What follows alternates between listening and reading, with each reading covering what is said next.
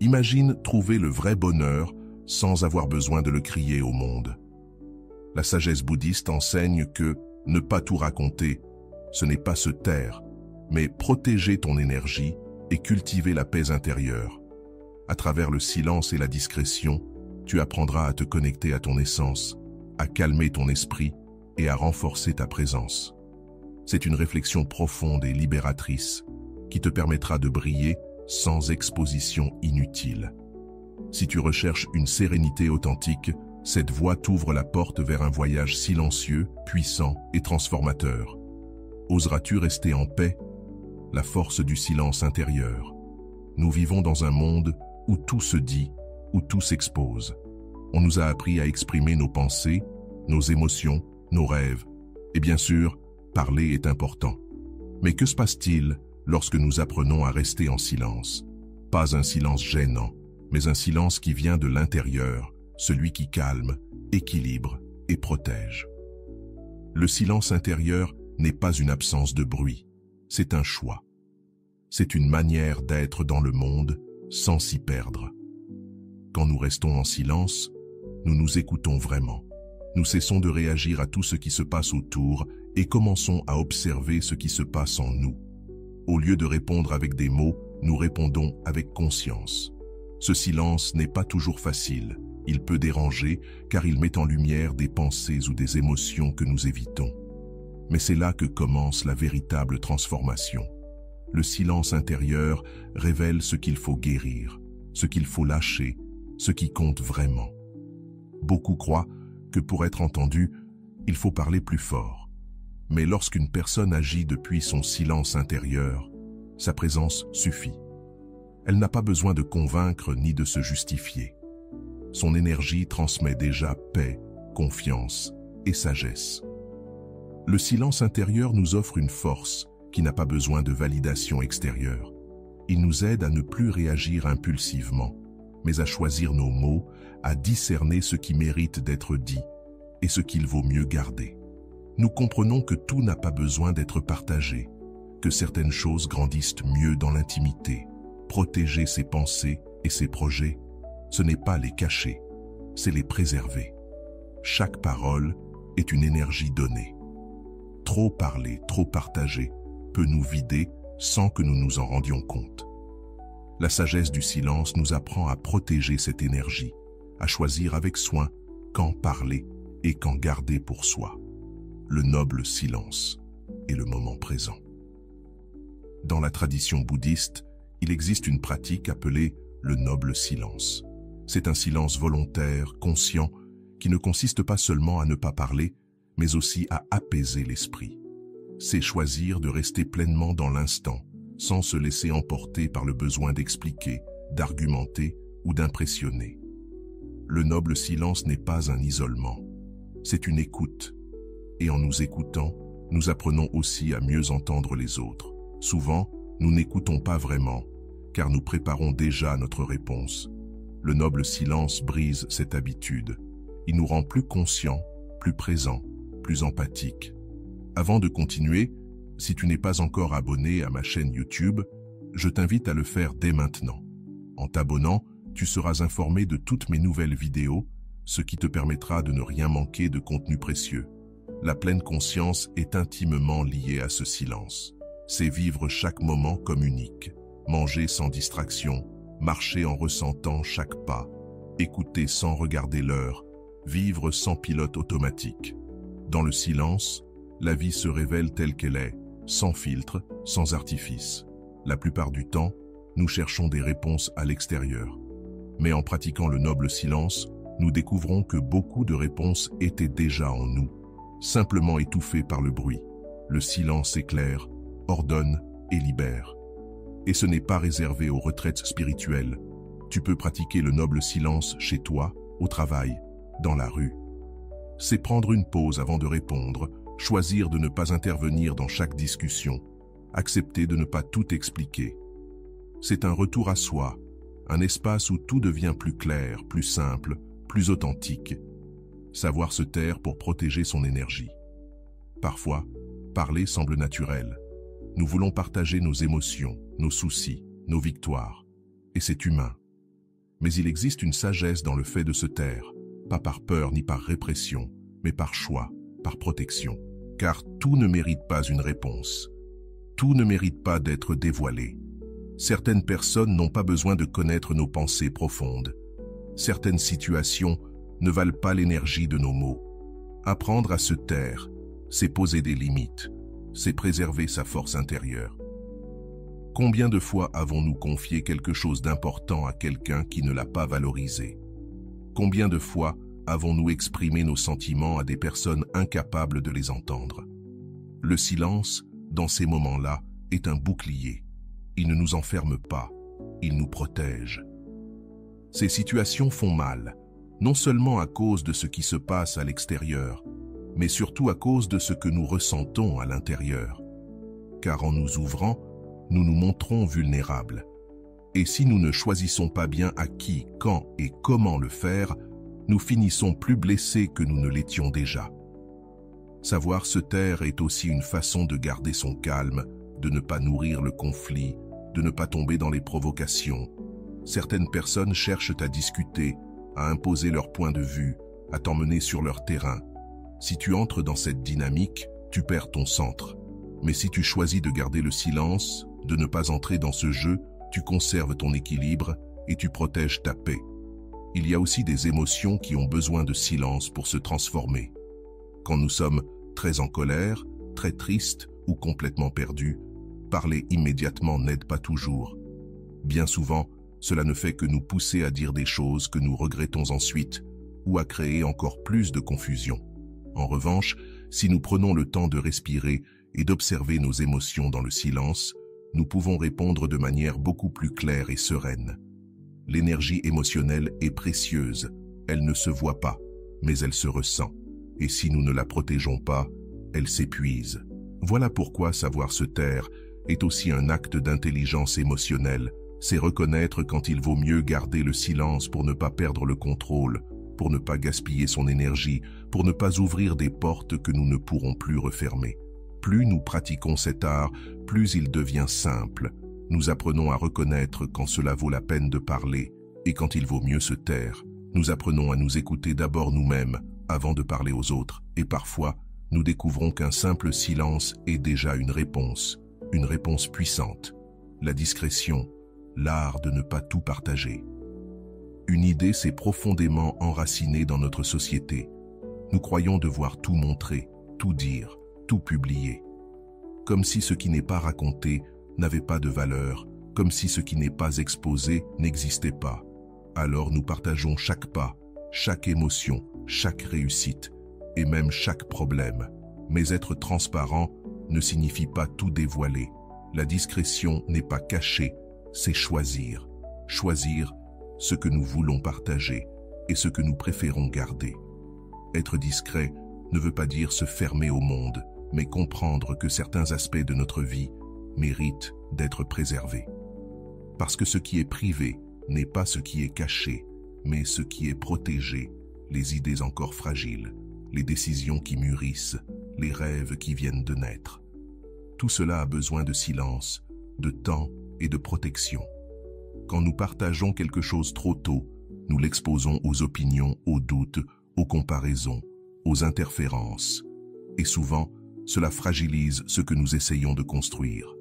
Non pas parce que les autres veulent nous nuire, mais parce que leur énergie, leur jugement, même leurs bonnes intentions, peuvent nous influencer plus que nous ne l'imaginons. La discrétion est comme un bouclier, non pas pour nous éloigner des autres, mais pour protéger ce qui est encore en cours de création. Dans la vie quotidienne, cela s'applique à tous, nos projets professionnels, nos relations, nos décisions importantes.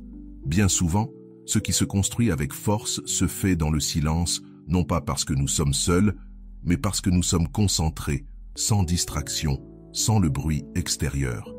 Il y a une paix profonde dans le fait de ne pas tout expliquer, de ne pas devoir justifier chaque décision, de ne pas répondre à des questions pour lesquelles nous n'avons pas encore de réponse. La discrétion nous offre une liberté précieuse, la liberté de changer d'avis, de nous tromper, de grandir sans être observé ou jugé. Être discret est un art, un équilibre entre ouverture et réserve, entre honnêteté et intimité, entre partager et préserver. Ceux qui le pratiquent deviennent souvent plus sereins, plus centrés, plus forts, non pas parce qu'ils n'ont pas de problème, mais parce qu'ils ont compris que le silence aussi a du pouvoir. Silencer la pensée, retrouver la clarté.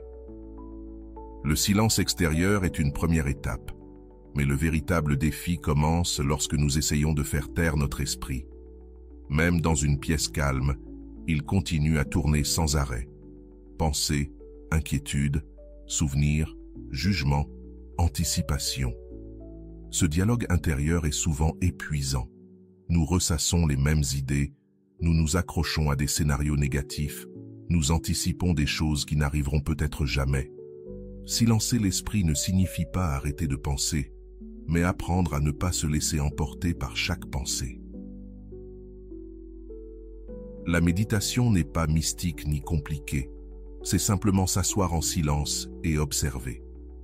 Observer ce qui se passe en nous, sans réagir, sans juger, sans chercher à changer quoi que ce soit. Être présent à soi-même, dans l'instant. Alors peu à peu, quelque chose change. Le bruit intérieur diminue. Les pensées continuent d'exister, mais elles ne nous dominent plus. Nous découvrons que nous ne sommes pas cette peur, cette inquiétude, ce souvenir, mais l'espace qui les observe. Et cela nous donne une liberté immense. Avec ce silence intérieur vient une clarté difficile à décrire. Ce qui paraissait un énorme problème devient plus gérable. Ce qui nous agitait hier ne nous touche plus de la même manière. Décider devient plus simple, non parce que nous avons toutes les réponses, mais parce qu'il y a moins de bruit qui nous empêche de voir. Et quand il y a de la clarté, il y a de la confiance. Confiance en soi, confiance dans le processus, confiance dans la vie. Une confiance qui ouvre aussi la créativité, la réceptivité, l'inspiration. Car les plus belles idées naissent rarement dans la tension, mais dans l'espace, dans la détente, dans le silence. Silencer son esprit est une pratique, un entraînement. Mais chaque pas dans ce chemin est une victoire. Car plus le silence s'installe en nous, plus notre vie s'apaise, s'éclaire et s'aligne avec ce que nous sommes vraiment. Parfois, l'esprit est calme, parfois il ne l'est pas, et c'est normal. L'important, c'est de revenir encore et encore au moment présent, à la respiration, au corps, à ce qui se passe ici et maintenant, sans attente, sans lutte. Il est aussi essentiel de se déconnecter des écrans, du flux constant d'informations et des réseaux sociaux, car tout cela alimente le bruit mental. Cela nous remplit de stimuli, d'opinions, de comparaisons. Et si nous ne posons pas de limites, si nous ne nous accordons pas de vrais espaces de silence, notre esprit ne trouve jamais de repos. Chaque instant de pause est donc un cadeau, un présent que nous nous offrons pour revenir à nous-mêmes.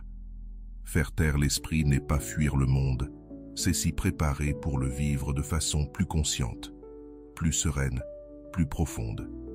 C'est s'accorder la chance d'être soi, sans filtre, sans interférence, sans masque. Et dans cette clarté naît quelque chose qui dépasse les mots, la paix. Le pouvoir de l'écoute interne et externe. Écouter ne consiste pas seulement à entendre des mots, c'est beaucoup plus profond. C'est être pleinement présent pour capter ce qui se communique vraiment, à l'extérieur comme à l'intérieur de nous. Quand on parle d'écoute, la plupart pensent à écouter les autres, et c'est en effet fondamental. Mais l'écoute la plus importante reste l'écoute intérieure, celle qui nous connecte à ce que nous ressentons, pensons et avons besoin, sans filtre. L'écoute externe, elle, demande une attention totale. Ce n'est pas simplement attendre que l'autre ait fini pour répondre. Écouter vraiment, c'est mettre l'ego de côté, cesser de préparer une réponse pendant que l'autre parle et s'ouvrir à comprendre sans juger. Cette pratique transforme radicalement la qualité des relations, car quand quelqu'un se sent écouté, il se sent valorisé et compris. Cela crée des liens profonds, basés sur la confiance et le respect. L'écoute interne, elle, est vitale. Souvent, nous sommes tellement pris dans le tourbillon du quotidien que nous n'écoutons plus ni notre corps, ni notre esprit. Nous oublions ce que nous ressentons, ce qui nous fait du bien ou du mal, ce dont nous avons besoin pour rester équilibrés. Écouter cette voix intérieure, c'est se mettre en harmonie avec soi. La sagesse bouddhiste nous invite à cultiver cette écoute intérieure comme un acte d'amour envers soi. Observer sans juger, accepter sans résister.